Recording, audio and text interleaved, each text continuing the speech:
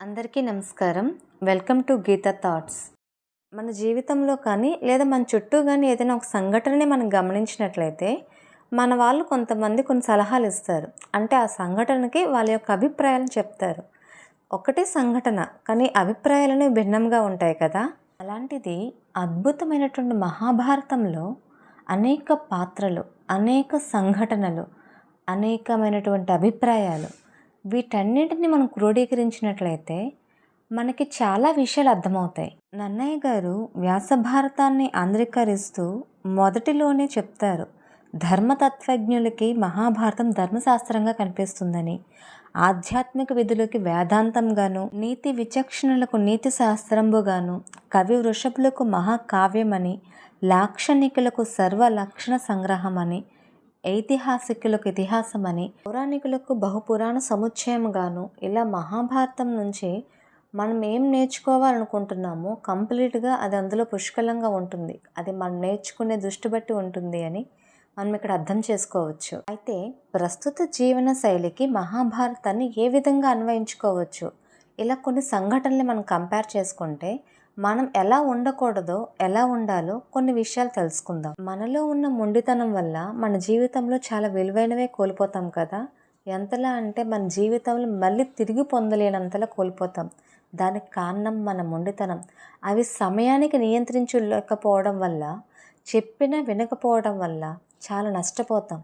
ఎవరిలా అంటే కౌరవుల్లా. నువ్వెంత గొప్పవాడివైనా, నీలో ఎంత దానగుణం ఉన్నా, నువ్వు అధర్మం వైపు ఉంటే నీకున్నటువంటి బుద్ధి, జ్ఞానం, సంపద, కీర్తి అన్నీ కూడాను నశిస్తాయి.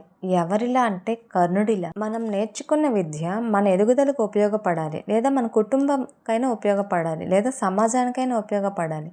కానీ అది సద్వినియోగం చేసుకోకుండా దుర్వినియోగం చేసుకోవడం వల్ల వచ్చే ఫలితాలు ఎలా ఉంటాయో అశ్వత్థామ ద్వారా మనం నేర్చుకోవచ్చు. మనం ఎవరికైనా మాట ఇచ్చినా లేదా ప్రతిజ్ఞ చేసేటప్పుడు అవి ఎలా ఉండాలి అంటే మన యొక్క వ్యక్తిత్వాన్ని లేదా విద్యని లేదా తెలివితనాన్ని, మన యొక్క ధైర్యాన్ని ఆ మాట వల్ల కోల్పోయేటట్టు ఉండకూడదు. ఎలా అంటే మన భీష్ముడిలా, మన దగ్గర సంపద ఉంది, సంపదతో పాటు అధికారం ఉంది. ఆ అధికారాన్ని దుర్వినియోగం చేసుకొని చెడ్డవారితో స్నేహం చేయటం వల్ల ఎలాంటి పరిణామాలు ఉంటాయి అనేది దుర్యోధను ద్వారా మనం తెలుసుకోవచ్చు. సాధారణంగా భగవంతుడు వైకల్యం కలవానికి ప్రత్యేకమైన శక్తిని ఇస్తాడంట.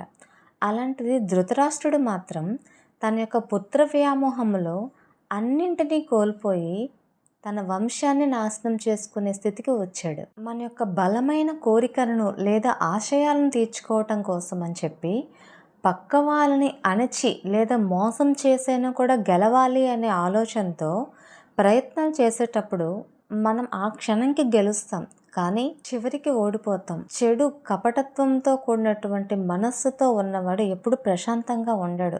ఎవరిలా అంటే శకునిలా.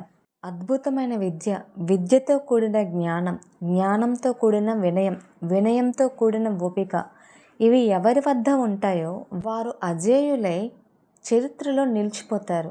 ఎవరిలా అంటే అర్జునుడిలా. ఇలా మహాభారతంలోని అనేక పాత్రల ద్వారా మనం అనేక విషయాలు నేర్చుకునే అవకాశం ఉంటుంది. Thank you for watching. Please subscribe my channel.